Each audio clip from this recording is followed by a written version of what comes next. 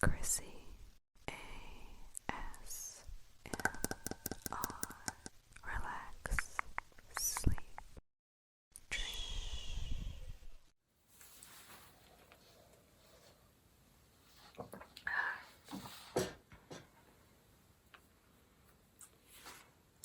You're here? Alright. Guess you probably don't need makeup. Haha. Yeah. Gonna have anything fun done, or have you had your portrait done or whatever? Could be fun.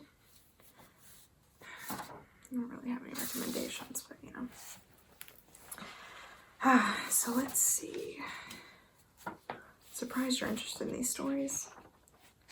This one's a little long, so tuck yourself right in. It's not quite on theme with the holiday. Or the festival, I should say. Yeah. Not really. Hey, you. You're too young for this. Get going. No kids allowed. This is not made for kids. None of this is for kids. Go. So, young ones and older one. This story can be a tad scary. Oh, but so good. Oh, it's so good. This story is by Edgar Allen Poe. Or is it Edgar Allen Crow? I'm not sure. Legends say that he was a very powerful warlock of the Raven Queen. And he would planeswalk, and he would share his stories across all the realms and all the domains. So cool. See, some say that the Raven Queen had a very special place in her heart for this dreary little soul. He was so tortured, but also talented. His stories were fantastic. So, this story is called Telltale Heart. Has anyone heard of it? Ooh, excellent, excellent. So, this story is from the perspective of, let's call him a nobleman. Here we go. True, nervous, very, very dreadfully nervous I had been and am. But why? Will you say that I am mad? The disease has sharpened my senses, not destroyed, not dulled them. Above all was sense of hearing acute. I heard all things in heaven and in the earth. I heard many things in hell. How then am I mad? Hearken. And observe how healthily, how calmly I can tell you the whole story. It is impossible to say how the first idea entered my brain, but once conceived, it haunted me day and night. Object, there was none. Passion, there was none. I loved the old man. He had never wronged me. He had never given me insult. For his gold I had no desire. I think it was his eye. Yes, it was this. He had the eye of a vulture, a pale blue eye, with a film over it. Whenever it fell upon me, my blood ran cold, and so, by degrees, very gradually, I made up my mind to take the life of the old man and thus rid myself of the eye forever. Now, this is the point. You fancy me mad. Madmen know nothing. But you should have seen me. You should have seen how wisely I proceeded, with what caution, with what foresight, with what dissimulation I went to work. I was never kinder to the old man than during the whole week before I killed him. Do you have a question? Why are we whispering? Shh, I'm telling a story. Go cut snowflakes if you're not interested. Where was I? These kids. Let's see. I was never kinder to the old man than during the whole week before I killed him. And every night about midnight, I turned to the latch of his door and opened it oh so gently. And then, when I had made an opening sufficient for my head, I put in a dark lantern, all closed, so that no light shone out. And then I thrust in my head. Oh, you would have laughed to see how cunningly I thrust it in. I moved it slowly.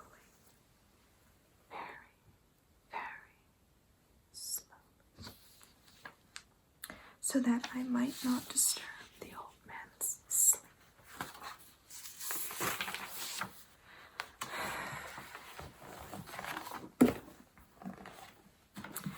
It took me an hour to place my whole head within the opening, so far that I can see him as he lay upon his bed. Ha! Would a wise man, would a madman be so wise as this?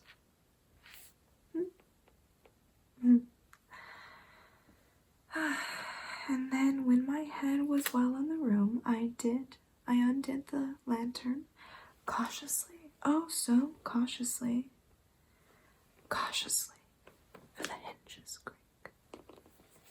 I undid it just so much that a single thin ray fell upon the vulture eye. And I did this for 7 long nights. Every night just at midnight. But I found the eye always closed, and so it was impossible to do the work. For it was not the old man who vexed me, but his evil eye. And every morning when day broke, I went boldly into the chamber and spoke courageously to him, calling him by name in a hearty tone, and inquiring how he passed the night. You see, he would have been a very profound old man indeed to suspect that every night, just at 12, I looked upon him while he slept. Upon the 8th night, I was more than usually cautious in opening the door. A watch's minute hand moved more quickly than mine. Never before that night had I felt the extent of my own powers. I could scarcely contain my feelings of triumph to think that I was there, opening the door, little by little. And he not even to dream of my secret deeds or thoughts. I fairly chuckled at the idea. And perhaps he heard me, for he moved on the bed suddenly, as if startled. Now you may think that I drew back, but no. His room was as black as pitch with a thick darkness, for the shutters were closed, fastened through fear of robbers. And so I knew that he could not see the opening of the door, and I kept pushing on it steadily.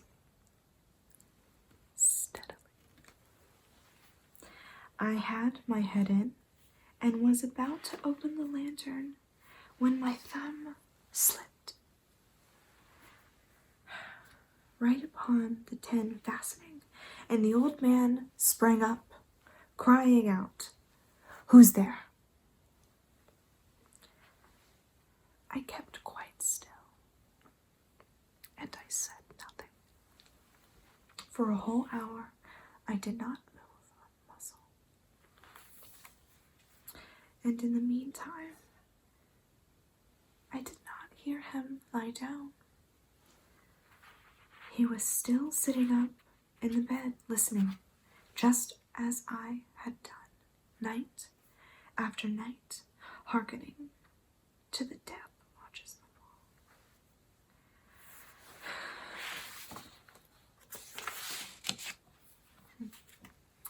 Presently, I heard a slight groan, and I knew it was the groan of mortal terror. It was not a groan of pain or grief, oh no. It was the low, stifled sound that arises from the bottom of the soul when overcharged with awe. I knew the sound well, many a night, just at midnight, when all the world slept.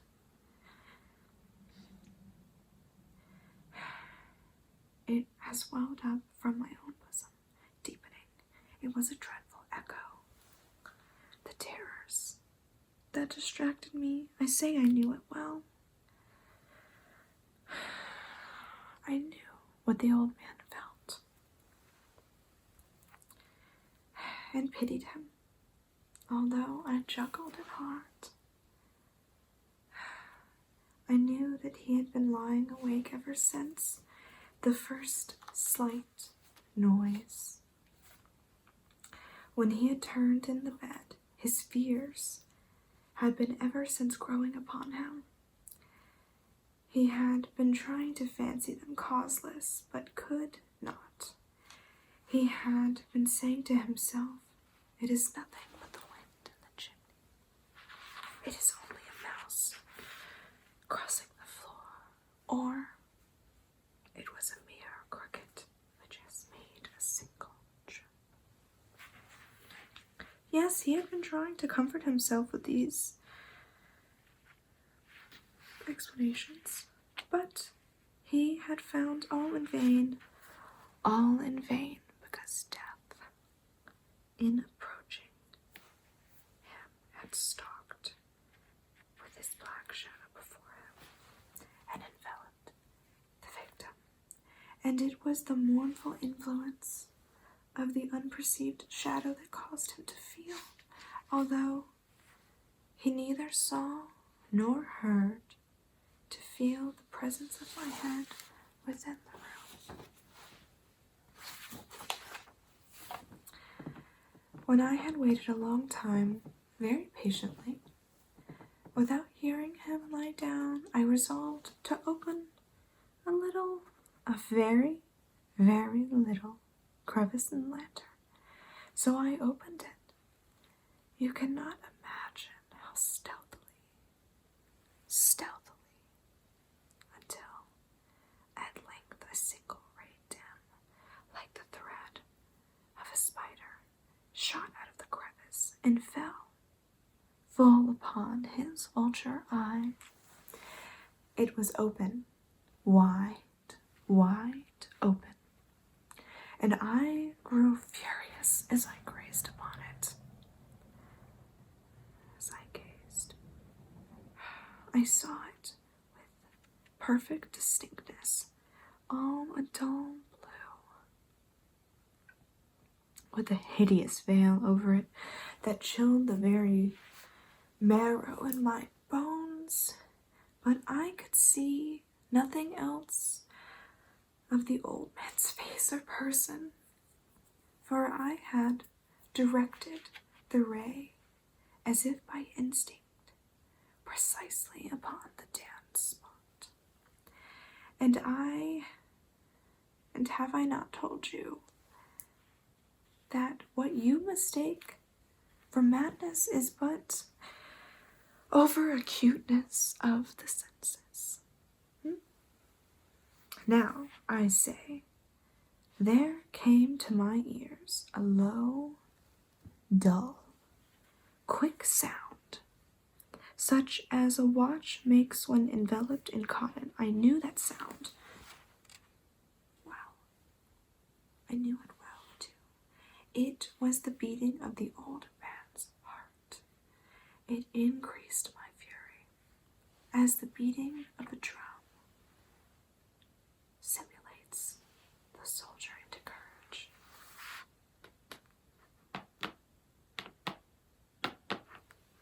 Do you all hear your own hearts? Do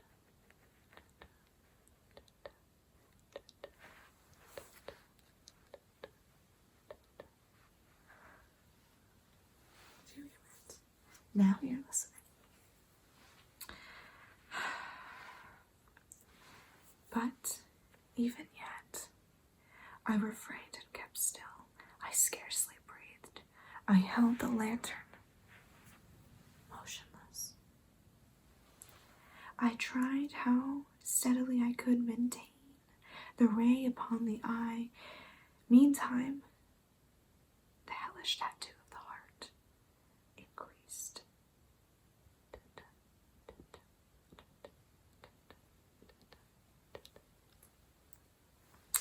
It grew quicker and quicker and louder every instant.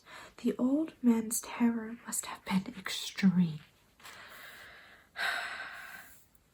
Let's see. And now, at the dead hour of the night, amid the dreadful silence of that old house, so strange in noise, as this excited me to uncontrollable terror. Yet, for some minutes longer I refrained and stood still. But the beating grew louder and louder.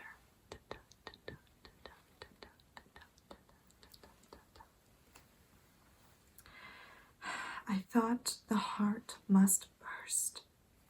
And now a new anxiety seized me. The sound would be heard by a neighbor. The old man's hour had come. With a loud yell, I threw open the lantern and leaped into the room.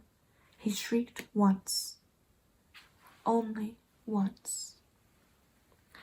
In an instant, I dragged him to the floor and pulled the heavy bed over him.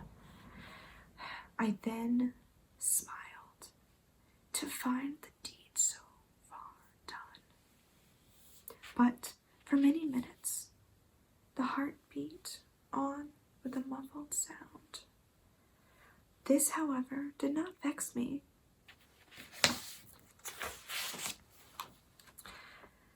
It would not be heard through the wall. At length it ceased. The old man was dead, and I removed the bed and examined the corpse. Yes, he was stone dead. I placed my hand upon his heart and held it there for many minutes. There was no pulsation.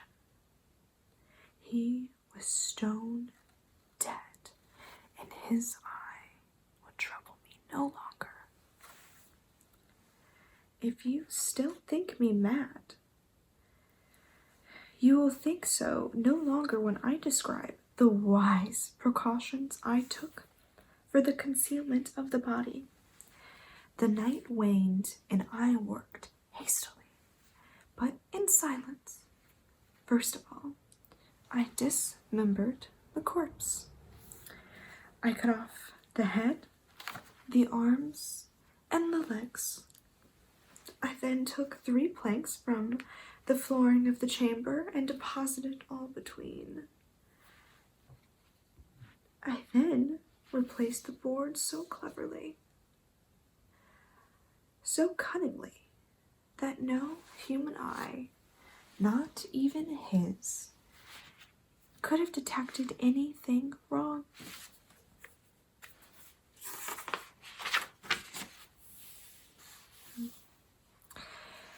There was nothing to wash out, no stain of any kind, no blood spot whatever. I had been too wary for that. A tub had caught all. When I had made an end of these labors, it was 4 o'clock, still dark as midnight. As the bell sounded the hour, there came a knocking at the street door. I went to open it with a light heart, for what had I now to fear? There entered 3 men who introduced themselves with perfect suavity as officers of the police. A shriek had been heard by a neighbor during the night. Suspicion of foul play had been aroused.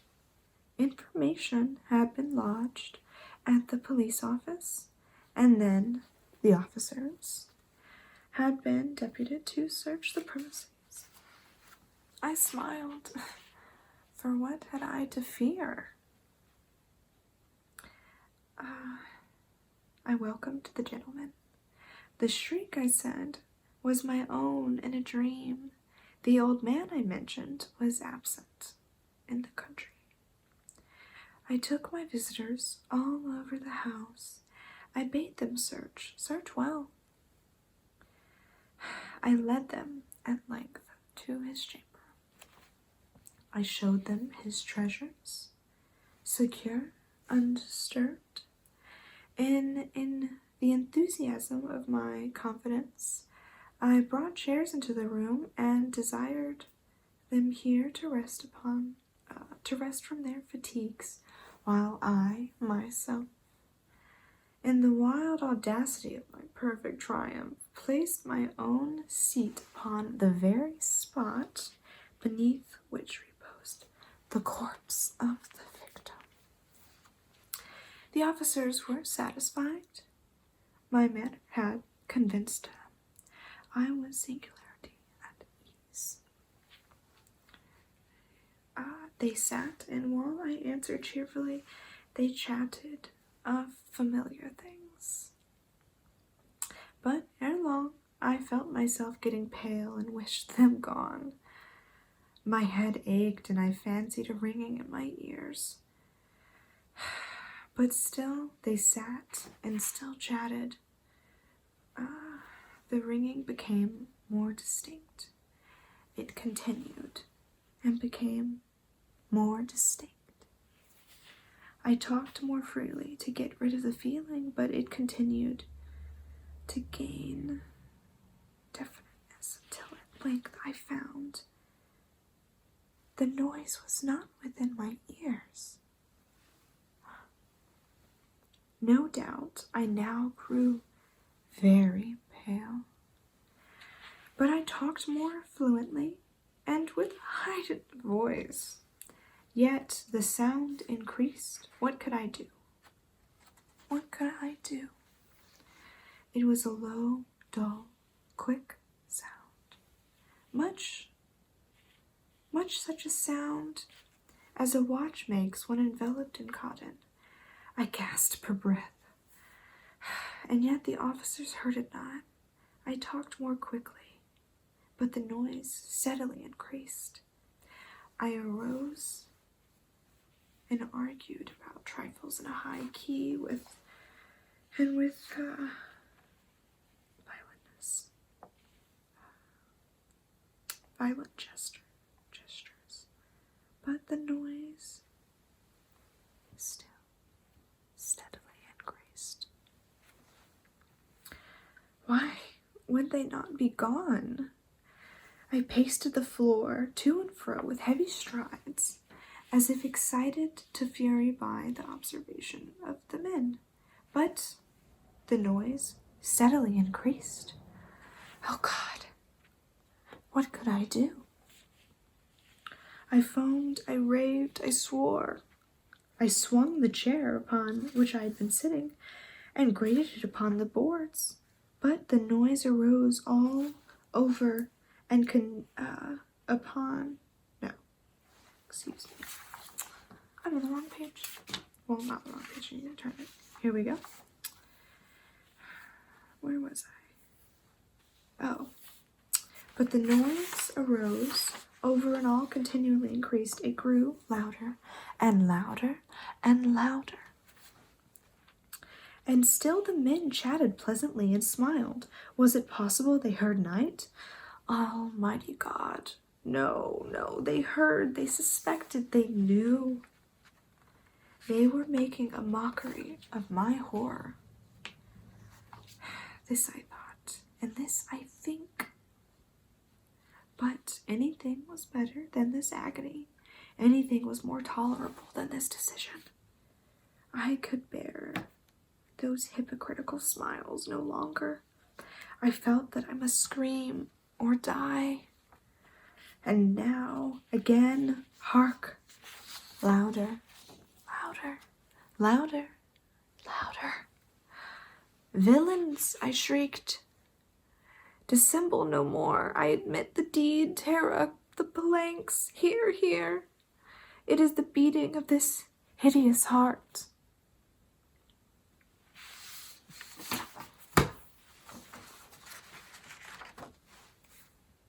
The end. Don't raise your hand. There's no questions. Paranoia ate the man up. Remember, children, may your heart always be guided by good intentions. That is one of my favorite stories. Anyway, I think my time is up. I've done what I need to. Okay, I'm going to get back to work. Happy solstice. Very well. Go ahead. Go do snowflakes or get your face painted or whatever's going on. Ask about the dolls.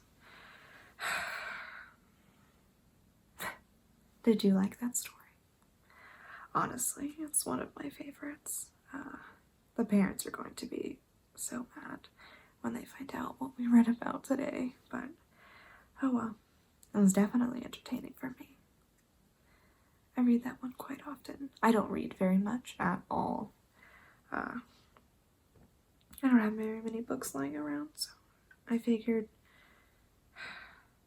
Hawkwatch is sort of on theme, and this one was just something I grabbed when the mayor asked me if I had anything I could do. Oh well. Anyway, shouldn't you be getting ready and saying your goodbyes? At least let Brandy know. She's literally sitting right over there. Please don't. Tell Melly said hi. That girl's nuts. She doesn't come over here very often. Or really at all.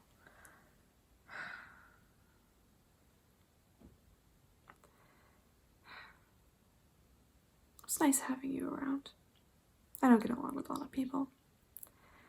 But it was nice having you around. I wish you all the best. Happy solstice, and we'll see you later, alright? I know you've heard me say it a lot. But may your decisions always be guided by good intentions. See you later.